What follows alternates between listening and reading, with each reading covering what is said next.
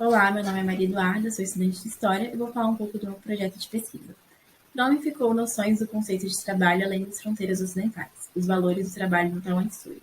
Para quem não sabe, o Tahuantinsuyo foi o Império Inca.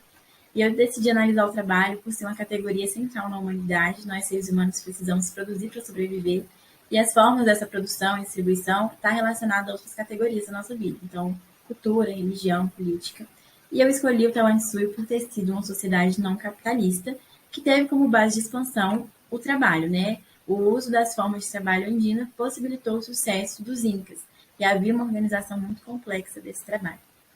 Para isso, eu analisei as pesquisas de 3 especialistas em História e Antropologia, 2 deles peruanos, e aí eu cruzei, né, os dados da organização e estrutura do trabalho na sociedade andina e relacionei com outros aspectos da vida, né, da vida dessa população.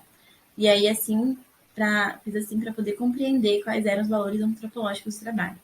Paralelo a isso, eu também tracei um histórico do trabalho nos teóricos do trabalho, para ver como que da universidade o trabalho é ensinado, é analisado. E aí vimos que é um conhecimento muito colonizado, né? O trabalho ele é muito analisado dentro do capitalismo. E aí a minha pesquisa ela teve o objetivo de fugir, né, desse conhecimento eurocêntrico. Falando do trabalho no Tahuantinsuyo, aqui eu já vou falar um pouco dos valores desse trabalho. Tinha o ANI, que era um trabalho de reciprocidade, né? Então, a reciprocidade era um valor muito importante, em que uma pessoa ou um grupo prestava um serviço para alguém da comunidade e esse trabalho depois era retribuído.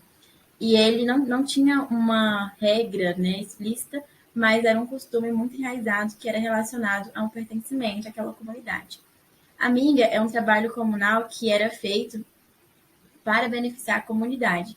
Então, o líder convocava, dependendo da demanda, por exemplo, construir um depósito, fazer uma estrada, para poder garantir o bem-estar social da comunidade. E era um trabalho, né, feito em grupo, então aqui a gente tem os valores de coletividade e também solidariedade, porque a minga também era feita para as pessoas que eram impossibilitadas de trabalhar. Então, por exemplo, uma pessoa que estava doente, que tinha alguma deficiência, não pudesse trabalhar, a minga ela cobria isso. A mita era o trabalho para o Estado em si, era um trabalho muito importante porque era basicamente as rendas estatais, foi o que possibilitou o Estado se expandir e se manter, né? Então, o INCA, ele convocava os grupos de comunidades para trabalhar por um determinado tempo nas terras do Estado e nos empreendimentos do Estado.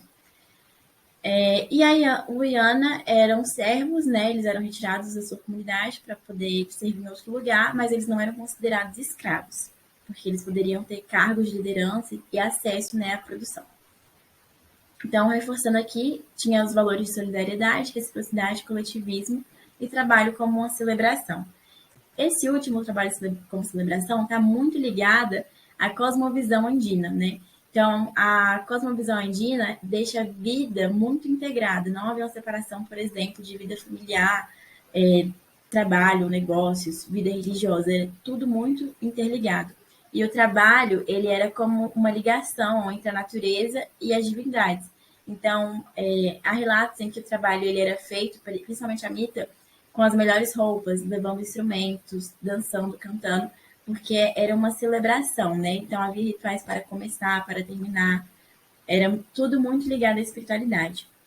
Também analisei, né, as diferenças desses valores no Ailu e no Estado, porque quando ia para o Estado, o trabalho dentro do Estado admitia assimetrias, né? Havia pessoas que não eram obrigadas a trabalhar, como a família do Inca e os sacerdotes. Então, não era uma sociedade totalmente igualitária, mas que possibilitava o bem-estar social de todos, independente se a pessoa trabalhasse ou não. Então, aqui as conclusões da centralidade da cosmovisão, as assimetrias, como eu citei, e o conhecimento colonizado, porque quando a gente vai estudar os povos indígenas, a gente cai muito no erro de colocá-los dentro de parâmetros capitalistas e ocidentais. E aqui a minha intenção foi fugir disso, né, e valorizar a memória histórica e conhecimento indígena latino-americano. Agradeço a todos que viram até aqui.